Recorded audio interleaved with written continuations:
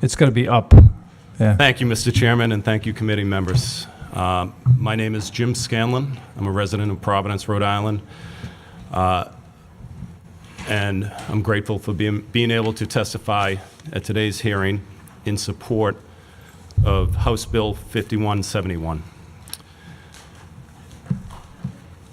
The importance of extending the statute of limitation to 35 years is critical to me. I lived it. In the fall of 1977, I was raped for the first time by Father James Talbot, a Jesuit priest at Boston College High School. And for the next 2 years, until my graduation, I lived under his threats, intimidation, and the power of his position as my coach, a teacher, and a priest. I lived with misplaced shame, guilt, and fear. And honestly, it has taken 40 years to move from this guilt, fear, and shame to first a place of forgiveness of my 16-year-old self. And that came in my mid-40s at a time when I chose to testify against him criminally and help put him in jail for the first time. I moved from that to a place of pride.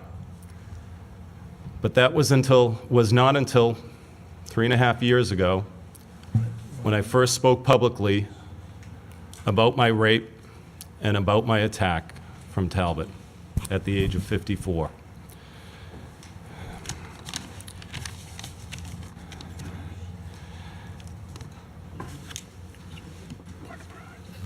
At the age of 33 in 1998, I was confronted by my father sticking a newspaper clipping from the Boston Globe under my nose. It was a story about Talbot being accused at a different high school, Cheverus High School in Maine, of being accused of sexual abuse of one of their students.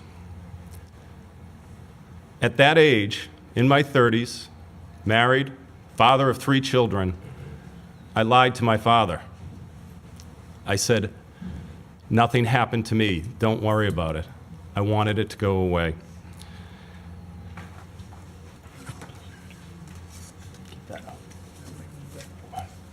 At the age of 25, which is the current age that we have here in Rhode Island, the only thing I wanted to do with what happened to me was make it go away.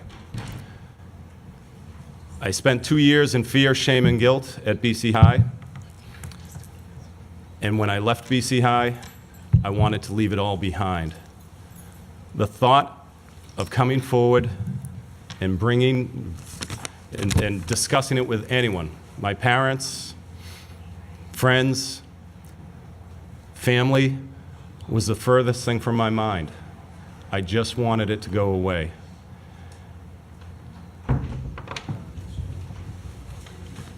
To start this bill, I testified that I was here to support it.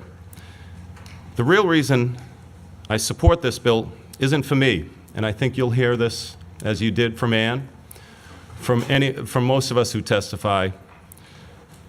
It's to protect our kids and grandkids, your kids, my kids. It's future generations of children that this bill will protect. This bill will allow victims the time they need to come forward, and by coming forward, these child sexual predators and their protectors will be identified and prevented from continuing to ruining the lives of our children. You see here tonight survivors.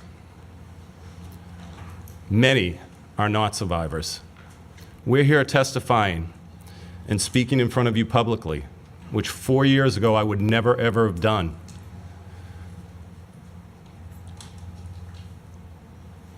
We're protecting lives of the kids today. We're not here for ourselves. Last fall, James Talbot, my rapist, was put back in prison for raping an 8-year-old young boy from the parish he was working in after he was removed in 1998 from Cheverus High School. That was 19 years after he raped me. In a 2008 parole hearing, Talbot admitted to molesting 88 children. This is what we're talking about. We need to allow victims to come forward and the time for them to come forward. And through the civil statute of limitation extension, it gives us the time to come forward and identify not only these predators of the most heinous crimes against children, to come out and against the predators and those who harbor and protect them. Ann mentioned the lobbyists, Bernie Healy, who strongly came out against it and had an influence against this committee last spring. Most of my family is still practicing Catholics. Most of my family support this legislation. Most practicing Catholics who are the constituents of yours support this legislation. The political influence of a lobbyist from the Catholic Church should not influence your decisions.